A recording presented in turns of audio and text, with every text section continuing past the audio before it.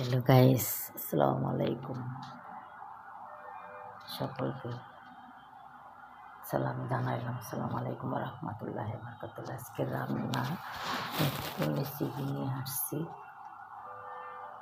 এটা হলো মেথি শাক। আর বাটিতে আছে অন্য টেবিলে, ডাইনিং টেবিলে।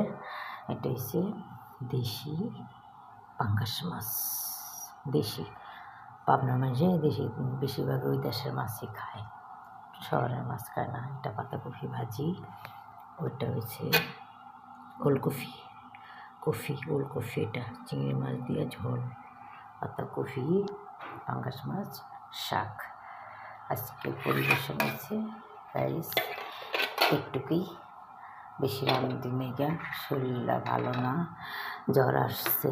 মেয়ের বাসায় থাকি, খাই তো কী করব, মেয়েরা যেভাবে রাখবো সেভাবে থাকতে হবে।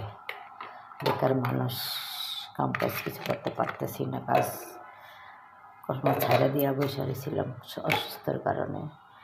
আর স্বামী থাকলে টেনশন করতাম না, হাজব্যান্ডে খাওয়াইতো। মেয়ের বাসায় যাক কাজ করি, নিজের বাসায় কাজ করতাম না। জান মেয়ের বাসায় থাকা ভালো না, তারপরও থাকি আলহামদুলিল্লাহ। কী করব, আমার জন্য দোয়া করবেন। একটা কাজ যেন, ভালো একটা কাজ আল্লাহ পাক মিলায় আমার জন্য। এভাবে মেয়ের বাসায় বসে থাকা ভালো না, ভাব বসে খাওয়াও ভালো না। শরম, প্রচুর শরম করে, প্রচুর লজ্জা লাগে। যে জামাই বাড়ির মানুষে থাকে, খায় থাকে না। ঠিক আছে, আমার জন্য দোয়া করুন, আমার লেগে খেয়াল করবেন, আমার পাশে থাকবেন। একই তো, আমার মা বাবা নাই, এতিম। আর এক হয়েছি বিধবা। ঠিক আছে, আজকাল কারো প্রতি কারো মায়া নাই। আত্মীয় স্বজন, স্বামী না থাকলে আত্মীয় স্বজন কেউই গন্ধায় না, টাকা পয়সা না থাকলে কেউই জিজ্ঞেস করে না।